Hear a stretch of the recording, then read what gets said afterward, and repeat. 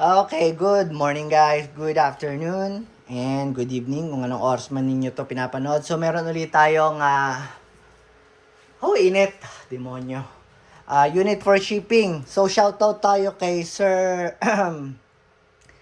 Jeffrey Verses ng San Juan, Batangas. O sir, nakita mo, nakabukas na yung unit mo kasi nilog ko na siya, bossing, kasi wala akong available ngayon na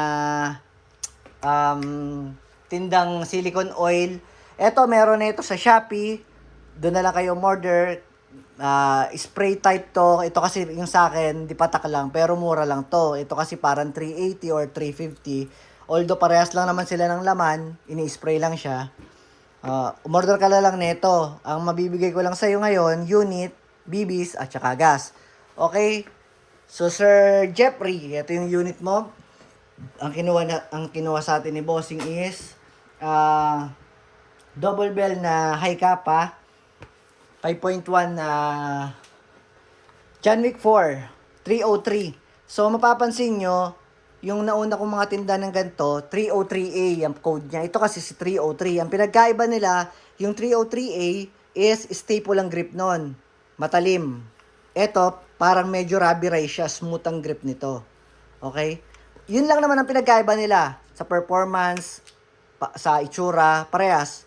Sa basa pa ng silicone oil. Sa FPS, halos di nagkakaiba. Wala, yun lang po ang pinagkaiba, yung grip lang niya. So, price, parehas din. So, bossing, ito yung unit mo. So, full metal yung unit. May under railings for accessory attachment. Tapos, naka fiber optic sight. Ambidextrous na manual safety. At saka beaver tail safety. Okay? Nilog ko na rin to. Tapos, out of the box, meron siyang kasamang extra nozzle, continental card, and continental coin, at saka cleaning rod.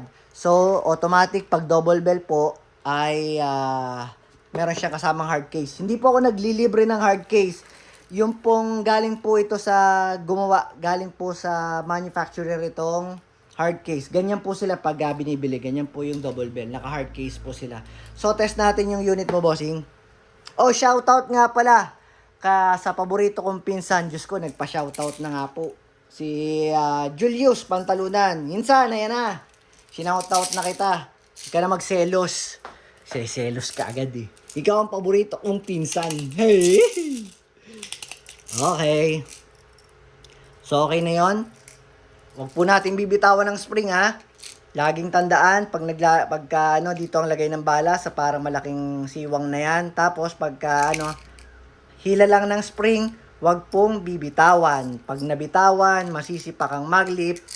Dalawang client na yung nagre-reklamo sa akin, nasira nila, nag-aagawan daw sila ng anak nila, nabitawan ng spring. Ayun, ililink ko yung sa Lazada, 250 pesos.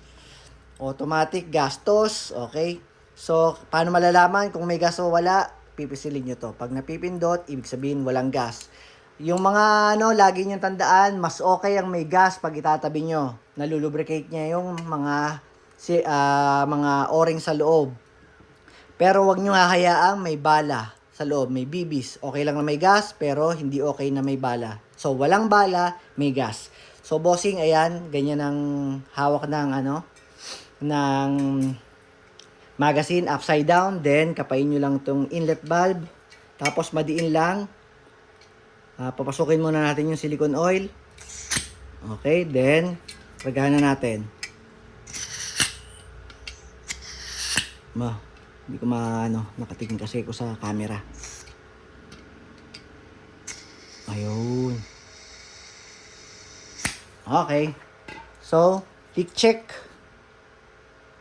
Okay, so walang leak, bossing. Adjust natin yung camera para hindi na tayo magputol ng video.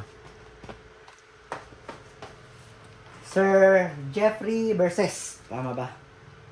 Ang daming mga napaliguan ko ng silicone oil. So bossing, test natin. Malakas ang pasok ng magazine, trigger finger out, laging tandaan. Malakas ang pasok ng magazine. Kasa, bitaw. Okay? Firing ng double bell na John Wick 4, Taran Tactical, Pit Viper. Yan. Oops, sandali. Wait lang. Firing agad.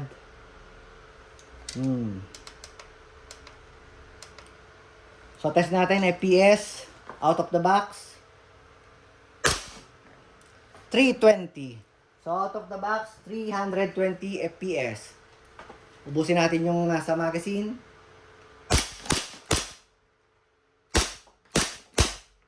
So, open slide, open chamber, working. Ibig sabihin, wala ng bala. Release agad ang magazine. Hila, baba ang ang mag catch.